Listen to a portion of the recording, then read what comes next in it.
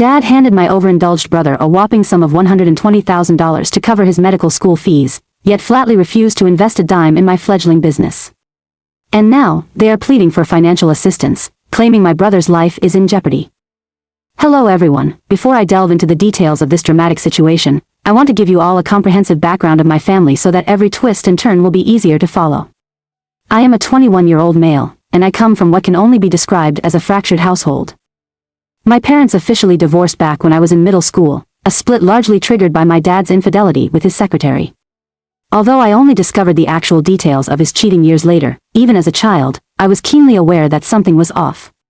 There was always a simmering tension whenever my parents were in the same space. Sure, they tried to act like a couple, but I intuitively sensed they weren't genuinely in love. Whenever I saw other kids' parents, they seemed far happier and more in sync than mine ever were, which caused me to realize at a young age that my family was anything but functional. I have one older brother, and one might guess that living in the midst of such chaos would push siblings to bond more closely, but that wasn't how it played out for us. Unfortunately, my brother, he is 25 now, has always been a complete nightmare for me. It felt like he was out to get me from day one, constantly seeking ways to make me feel smaller and more vulnerable. He would bully me incessantly, and he seemed to take perverse joy in knocking me down. This also turned our parents into rivals, each taking a different child's side. My mom usually defended me, while my dad unwaveringly backed my brother, Eric. Growing up, Eric was consistently unpleasant, practically the worst kid to be stuck in a house with. He never hesitated to pick on me in front of his friends, like it was some entertainment routine for him. Physically, he was much bigger than me, so my only strategy was to bolt to my mother for help. That plan only served to make me look weaker in everyone's eyes. My dad would sneer about me being a mama's boy and declare that I had to toughen up, learn to be manly, get rougher, and so on, as if my own preference for peace was a personal insult to him. My brother seemed to share that viewpoint. It sometimes felt like both of them wanted to crush my spirit for no discernible reason, as though they truly despised how I craved a quiet, drama-free existence. Consequently, I was perpetually vulnerable to my brother's cruelty when my mom was occupied or out of sight, and my dad would simply shrug it off as boys being boys. After a while, I resigned myself to the situation and stopped trying to fight it with constant complaining. There seemed to be no point since my father would never take my side. Everything changed in 8th grade when my mom sat me down and revealed that she was leaving my dad. By that point, I was old enough to sense it was the best outcome for her sanity, and quite possibly for mine too. She didn't lay out the explicit reason right then, I just assumed it was my dad's toxic personality that drove her away. It wasn't until a few years later, when I was in high school, that I discovered the full truth. She had stumbled upon text messages between my dad and his secretary, and that was the final straw. She explained that their marriage had been fragile from the start, but discovering his affair shattered any lingering hope she had of reconciling. She also confided in me that my dad had never actually wanted a second child in the first place. When she refused to terminate the pregnancy, even threatening divorce if he insisted, it forged a deep wedge that only widened as time passed. Back then, my parents' financial situation was shaky. My dad's business was in its infancy, and they were already struggling to pay bills for one child. My mom proposed continuing her own job and borrowing money from my grandfather to manage the extra expenses until my dad's business took off. But my dad rejected that plan. In his eyes, borrowing from his father-in-law was humiliating, so his counter-suggestion was that my mom quit her job and stay home. He apparently hoped she would back down and end the pregnancy, but she flatly refused. That was when the bitterness really took hold. My mom admitted they both could have handled the entire situation more maturely, but the way my dad came to resent my very existence cut her to the core. She's confided that one of her regrets was not leaving sooner. She felt that by staying, she unwittingly allowed me to endure a chaotic childhood when she might have escaped earlier.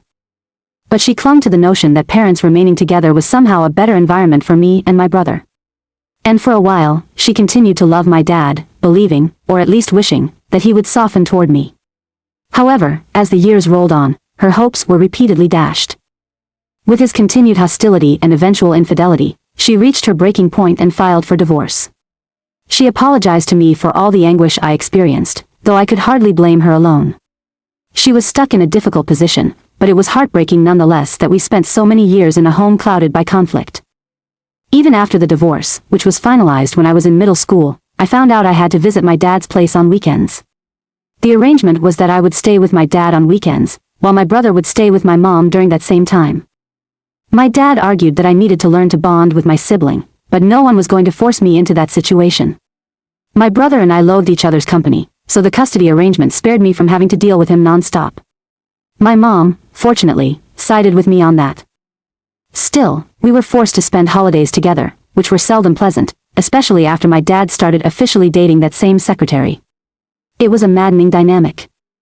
He would try to tiptoe around bringing her to holiday gatherings, but my mom was well aware of the situation, so the atmosphere during those get-togethers was always rife with tension and forced smiles.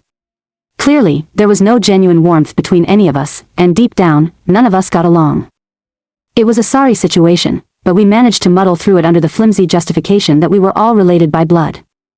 Despite these dysfunctions, I carried on seeing my father occasionally even into my senior year of high school because my mom revealed he was supposedly saving money for my college education. She had only begun working again after the divorce and could not finance the kind of school I was interested in attending.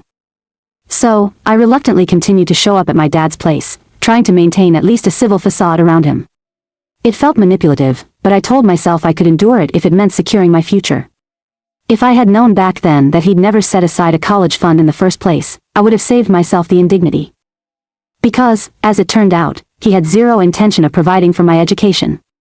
It all came to light a couple of months before graduation, just around the time my friends and I decided to do something monumental. Instead of enrolling in college, we would establish our own business. Yes, we were a bunch of 18-year-olds brimming with ambition and, some would say, blissful ignorance. But our zeal was sincere. We didn't think a college degree was critical to catapult us forward, especially since we were confident in our idea and determined to work relentlessly. We were ready to take the leap, fully aware of how big a gamble it was. The plan was to create a clothing and accessories line that spoke to people our age.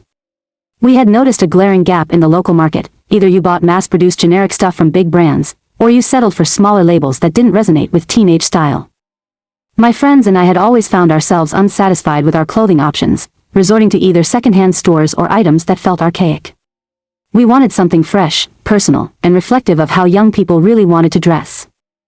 That realization spurred us to form our own brand, which, to our amazement, has grown substantially since its humble beginnings.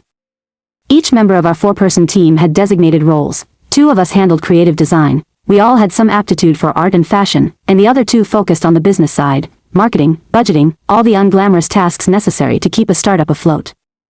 Of course, at 18, with no formal degrees or relevant resumes, getting outside investors to take us seriously was next to impossible. With limited options, we sought out family and close friends for startup capital. That was our best shot at launching this dream. My friends' parents, after a considerable amount of pleading, came around to contributing financially.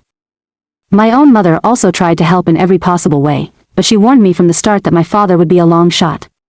She pointed out his disdain for what he saw as feminine or frivolous interests. He was always fixated on a narrow idea of masculinity, so anything remotely related to fashion was likely to repulse him. But I was determined to try, given that I had grown up believing there was a stash of money for my education, and since I wasn't attending college, maybe I could redirect it into this venture. When I finally brought it up, about 2 months prior to graduation, he delivered quite the bombshell. He said he never established a college fund for me in the first place and had zero leftover resources because everything he once had went to my brother for medical school. At first, I assumed he might have allocated some chunk for Eric's tuition but still had enough left over. Little did I know he had given Eric an eye-popping total of $120,000, essentially emptying his entire life savings, not just for Eric's education but also for his lavish lifestyle while he was studying to become a doctor.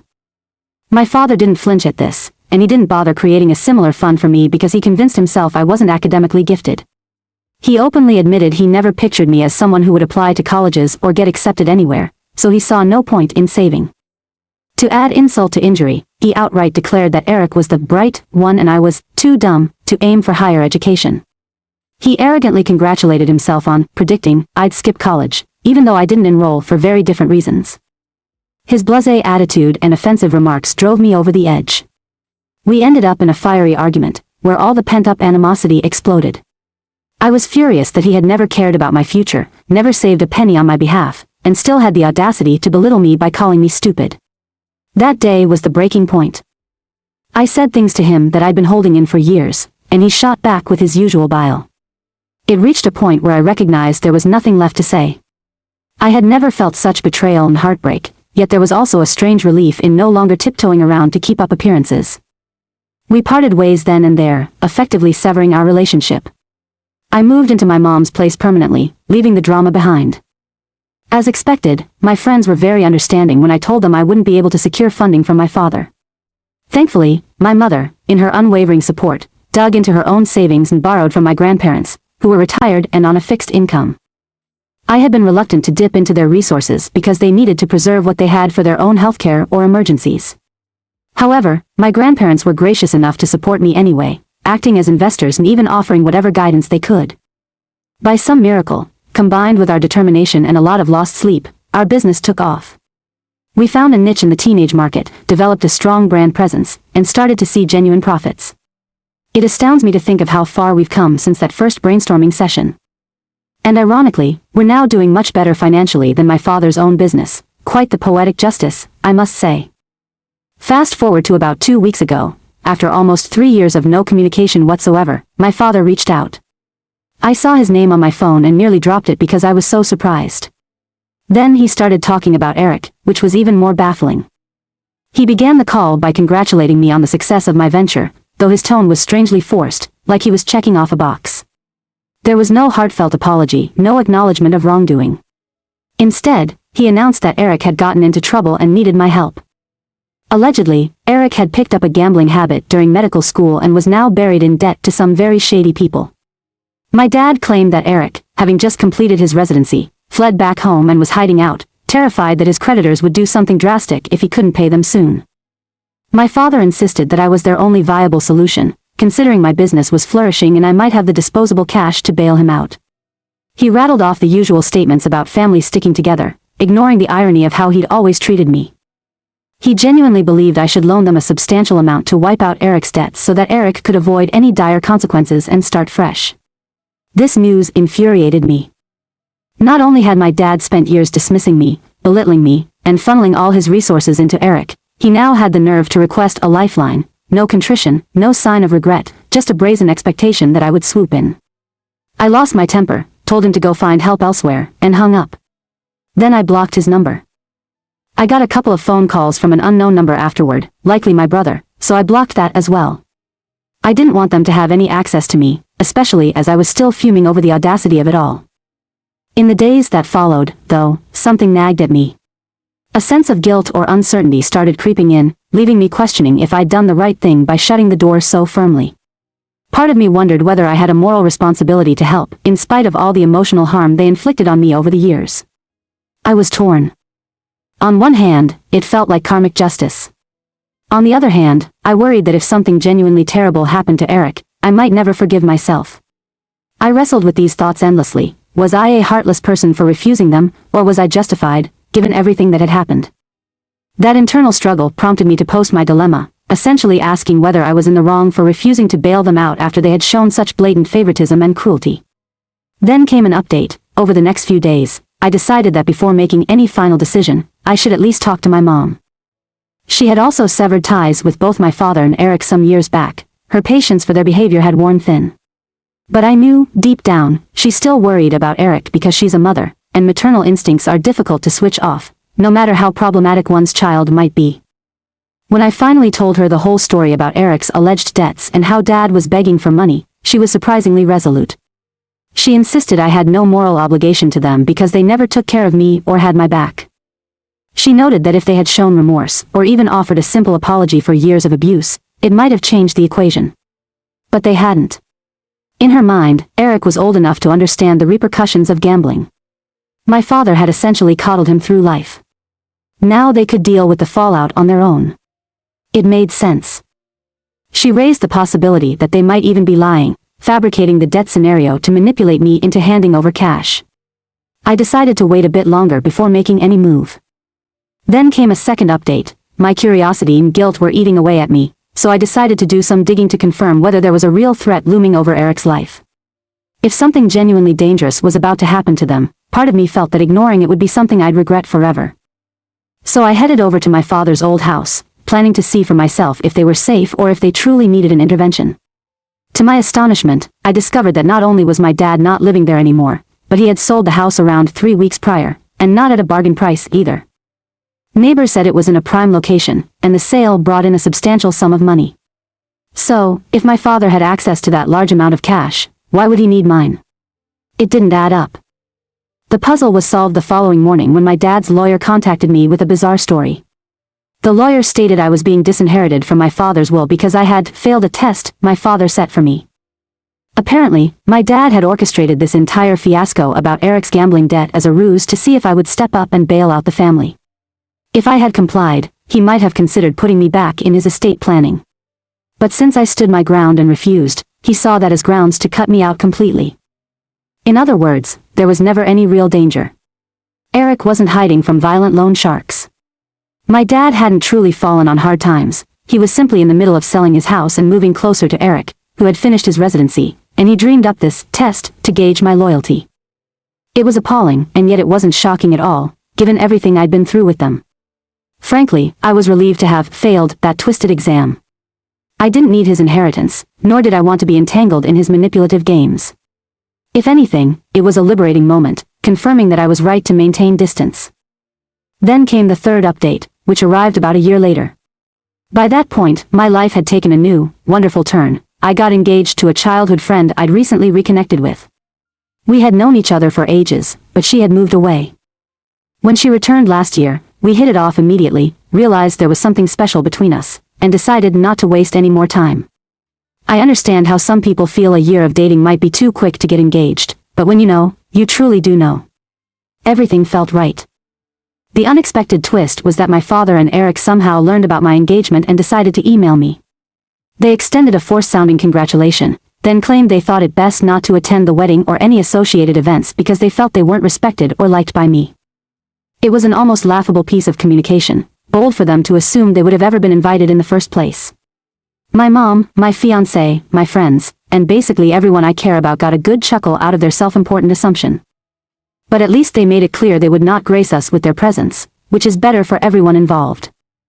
Honestly, their behavior remains as pompous and self-centered as ever, revealing that some people may never change. Looking back on everything, my father's favoritism, my brother's endless bullying, their manipulative test, and this absurd wedding email, I can see that steering clear of them entirely was the wisest decision I ever made. My business is thriving, I'm excited to start a new life with my partner, and I've got a circle of friends and family who actually care about me. If my father and brother want to remain on the fringes, sending out strange messages about debts or wedding invitations, that's on them. I have no regrets about keeping them at arm's length. They showed their true colors long ago, and I've found peace in focusing on the people and pursuits that genuinely matter to me.